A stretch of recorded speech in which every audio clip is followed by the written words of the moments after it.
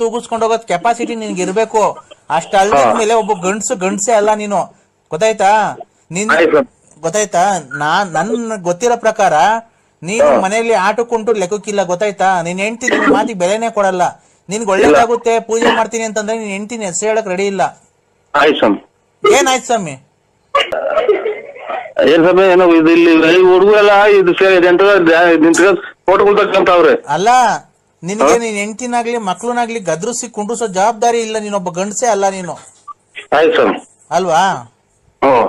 ಏನ್ ಹೇಳಿದ್ರು ಆಯ್ತು ಸ್ವಾಮಿ ಅಂತೀಯ. ಗಂಡಸೇ ಅಲ್ಲ ಅಂತ ಅಂದ್ರು ಆಯ್ತು ಸ್ವಾಮಿ ಅಂತೀಯ.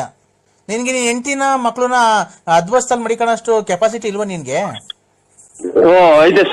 ಏನೈತಿ ಮತ್ತೀಗ? ನೀನ್ ಹೆಂಡ್ತಿ ರಾತ್ರಿ ನನ್ನ ಹೆಸರು ಹೇಳು ಅಂದಿದ ತಕ್ಷಣ ಹೇಳಿಲ್ಲ. ಸಾಂಬಾರು ಪಾತ್ರೆ ಎತ್ಕೊಂಡ್ ನೋಡಿಲ್ಲ. ಅದೇನೆ ನಿನ್ ಬೆಲೆ ಏನು ಅಂತ ಗೊತ್ತಾಯ್ತು. ನಿನ್ ನಾಯಿಗಿರೋ ಬೆಲೆನೂ ನಿನ್ಗೆ ಮನೆಯೊಳಗಿಲ್ಲ. ಅದೇ ಇದೆ ಸ್ವಾಮಿ ನಮ್ದು. ಅದೇ ಯಾವ ಇದು ಬಟ್ಟೆ ಸುಟ್ಟ ಹಾಕೋದು, ಡ್ರಾಯರ್ ಸುಟ್ಟ ಹಾಕೋದು, ಲಲ್ಲಿ ಯಾವ ಇದು ಅಂತ ಅಷ್ಟೇ ಸ್ವಾಮಿ, ಇನ್ನೇನು ಇಲ್ಲ. ಅದಕ್ಕೇನೆ ನಾನು ಹೇಳ್ತಿರೋದು, ಅಷ್ಟು ಮನೇಲಿ ಈಲ್ಡಾಗ್ಬಿಟ್ಟಿದ್ಯಾ ನೀನು. ಅವ್ರ ಸವಾಸ ಎಲ್ಲ ಮಾಡಿ ನಮ್ಮ ಅಪ್ಪ ಸರಿ ಇಲ್ಲ, ನನ್ನ ಗಂಡ ಸರಿ ಇಲ್ಲ, ಯಾವ ಸವಾಸ ಮಾಡ್ತಾರೆ. ಅವ್ರಗಳಿಗೆ ಫೋನ್ ಮಾಡಿ ಎಲ್ಲಾ ಹೇಳ್ಬಿಟ್ಟವ್ರ ಸ್ವಾಮಿ, ಹಿಂಗೆ ಮಾತಾಡುವಾಗ ಹಿಂಗೆ ಅಂತ ಎಲ್ಲಾ ಹೇಳ್ಬಿಟ್ಟವ್ರ. ಹಿಂಗೆ ಅವ್ರನ್ನ ಬಿಟ್ಟವ್ರೆ, ಇವ್ರನ್ನ ಬಿಟ್ಟು ಎಲ್ಲ ಹೇಳ್ಯಾರಲ್ಲ.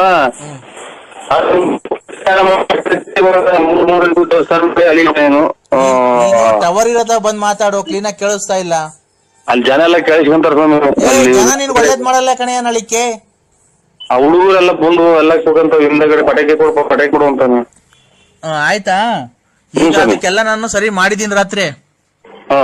ತುಂಬಾ ಅದು ಒಂದ್ ಸ್ವಲ್ಪ ಗಾಢವಾಗಿತ್ತು ನಿಂದು. 4-5 ಜನ ಸೇರಿಸ್ಕೊಂಡು ಮಾಡಿಸ್ಬಿಟ್ಟಿದ್ದಾರೆ. ಹೆಂಗೆ ಅಂತಂದ್ರೆ ನೀನು ಹೋಗೋ ದಾರಿಯಲ್ಲಿ ಹಿಂದಿರುಗಿ ಮನೆಗ್ ಬರ್ಲೇಬಾರ್ದ. ಏನೋ ಅಪಘಾತ ಆಗಿ ನೀನು ಮರಣ ಹೊಂದಬೇಕು, ಆತರ ಮಾಡಿಸ್ಬಿಟ್ಟಿದ್ರು ನಿನ್ಗೆ. ನಾನು ಈಗೆಲ್ಲ ಪೂಜೆ ಎಲ್ಲ ಮಾಡಿದೀನಿ, ರಾತ್ರಿ ಎಲ್ಲ ಇದ್ ಮಾಡಿದೀನಿ. ಈಗ ಅದಕ್ಕೆ ಈಗ ಒಂದು ಅಷ್ಟಮಂಗಲ ಪೂಜೆ ಮಾಡ್ತಾ ಇದ್ದೀನಿ ಈಗ. ನೀನಲ್ಲ ನಾನ್ ಮಾಡ್ಬೇಕಾಗಿರೋದು, ನೀನಲ್ಲ ಮಾಡ್ಬೇಕಾಗಿರೋದು. ಆಯ್ತಾ? ನಾನ್ ಮಾಡ್ತೀನಿ. ಮಾಡಿ ನಿನ್ನ ಮನೆಗೆ, ನಿನ್ನ ಮಕ್ಳಿಗೆ, ನಿನ್ನ ಹೆಂಡತಿಗೆ ಎಲ್ಲ ಸರಿ ಹೋಗೋ ತರ ಎಲ್ಲ ಮಾಡಿ ಯಂತ್ರ ಮಾಡಿ ಇಕ್ಕಿದೀನಿ. ನೀನು ಶುಕ್ರವಾರ ಸೂರ್ಯೋದಯ ಆಗಕ್ಕಿಂತ ಮುಂಚೆ 5 ಗಂಟೆಯಿಂದ 5:30 ಒಳಗೆ ನೀನು ಇಲ್ಲಿ ಇರ್ಬೇಕು. ಎಲ್ಲಿ? ಖಂಡಿತ. ಶೃಂಗೇರಿ ದೇವಸ್ಥಾನಕ್ಕೆ ಮೊದಲನೇ ಪೂಜೆ. ನೀರು ಕುಡಿಯಲ್ಲ, ಏನು ಖಂಡಿತ ನೀವು ಮೈ ಮೇಲೆ ಬಟ್ಟೆ ಹಾಕಿ ಬರ್ಬೇಡ್ರಿ ಅಂದ್ರೆ ಹಂಗೆ ಬಂದು ನಿಂತ್ಕೊಂಡ್ಬಿಡ್ತೀವಿ ಸ್ವಾಮಿ. ನಮ್ಗೇನು ಒಳ್ಳೇದಾಗಬೇಕು. ಆತರ ಪೂಜೆ ನಾನ್ ಮಾಡ್ಸಲ್ಲಪ್ಪ. ಮೈ ಮೇಲೆ ಅಲ್ಲ, ನಾವ್ ಅಷ್ಟು ಇಲ್ದಲೇ ಹೇಳ್ತಾ ಇದೀವಿ ಸ್ವಾಮಿ, ಮನಸ್ಸು ಬಿಚ್ಚಿ ಹೇಳ್ತಾ ಇದ್ದೀನಿ ನಾನು. ಗೊತ್ತಾಯ್ತಾ? ಶುಕ್ರವಾರ ಏನ್ ಮಗ ಮಾಟ ಬಂತ ಅಲ್ಲ, ಅವ್ರು ಎಷ್ಟು ಏನೇ ನಮ್ಗೇನಕ್ ಮಾಡ್ಸವ್ರೆ ಹಂಗೆ ಹಿಂಗೆ ಅಂತ ನಮ್ಮ ಮನೆಯವ್ರು ಕೇಳ್ತಾರ. ಅವ್ರು ಈಗ ಪೂಜೆ ಇನ್ನೇನು ದೀಪ ಹಚ್ಚಾರ ಸ್ವಾಮಿ, ನಮ್ಮ ಮನೆಗೂ ಎಲ್ಲ ರೆಡಿ ಮಾಡ್ತಾರ ಪೂಜೆಗೆ. ಅವ್ರು ಮಾಡ್ಲಿ. ಹೇಳಿಲ್ವಾ ನಿನ್ ಹೆಂಡತಿ ಅಪರೂಪಕ್ಕೆ ಅಮಾವಾಸ್ಯೆಗ ಪೌರ್ಣಮಿಗೆ ಒಂದ್ ಸ್ವಲ್ಪ ನೀರು ಇಕ್ಕೊಂಡು 2 ಕಜ್ಜಿ ಅಟ್ಟಿದ ತಕ್ಷಣ ನಿನ್ಗೆ ಒಳ್ಳೇದಾಗಲ್ಲ. ಮನ್ಸಲ್ಲಿ ಭಕ್ತಿ ಇರ್ಬೇಕು ನಿನ್ನಂಗೆ. ನೀನು ಯಾವ್ದನ ದೇವ್ರಿಗೆ ಏನ್ ಭಕ್ತಿಯಿಂದ ಅಡ್ಡ ಬೀಳ್ತೀಯ ನೋಡು. ಯಾವತ್ತನ ನಿನ್ ಹೆಂಡತಿ ಆತರ ಬಿದ್ದಿದಾರ? ಬಿದ್ದಿರೋದೇನು ಯಾವ ದೇವ್ರಿಗೂ ಬೀಳಲ್ಲ ಸ್ವಾಮಿ. ಆ ದೇವ್ರಿಗೂ ನಮ್ ಜೊತೆಗೆ ಇಲ್ವ ಅಲ್ವಾ?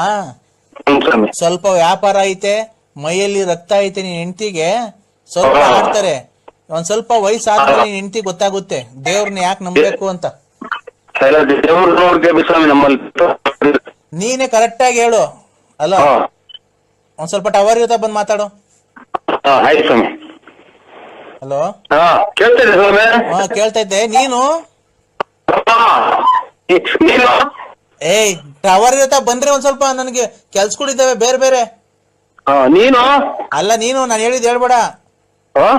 ನೀನು ಎಷ್ಟ್ ದಿವಸಕ್ಕೊಂದ್ಸರಿ ಸ್ನಾನ ಮಾಡ್ತೀಯ? ನಾನು ಇದು ನೀರ್ ಬಿಟ್ಟು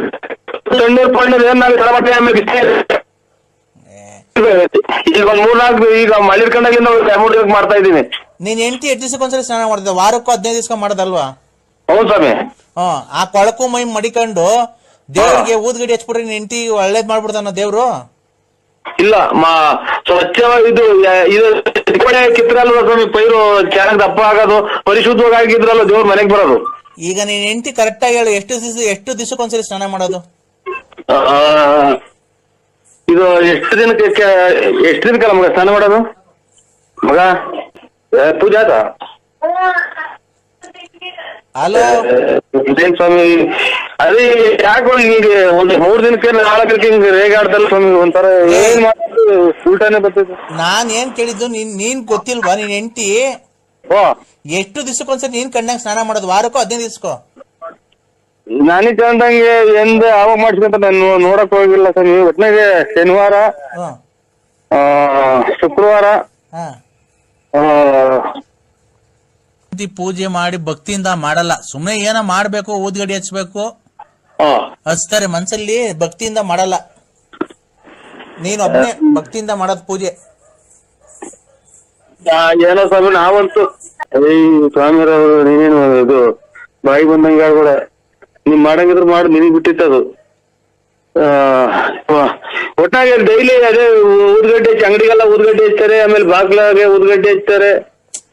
ಊದ್ಗಡ್ಡಿ ಹಚ್ಚಿದ ತಕ್ಷಣ ಎಲ್ಲ ಒಳ್ಳೆ ನಿಮ್ ಭಕ್ತಿಯಿಂದ ಮಾಡಲ್ಲಪ್ಪ. ನಿಮ್ ತಾಯಿ ಇದಾರ ನೋಡು, ಸಿದ್ದಮ್ಮ.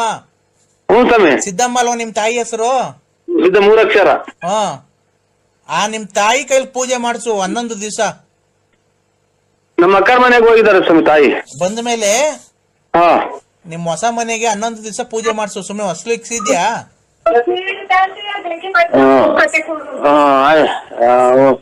ನಮ್ ತಾಯಿಯರ್ ಕೈ ಸ್ವಾಮಿ 11 ದಿವಸ ನಿಮ್ ತಾಯಿಯರ್ ಕೈಲಿ